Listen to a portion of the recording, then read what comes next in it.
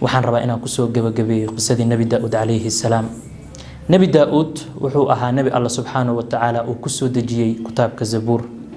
wuxuu soo noqday xaakim, wuxuu soo noqday qaa'id, wuxuu soo noqday nin mujtamaciisu ay aad u jeclaayeen, laakiin noloshiisa sidaa kuma bilaabanin.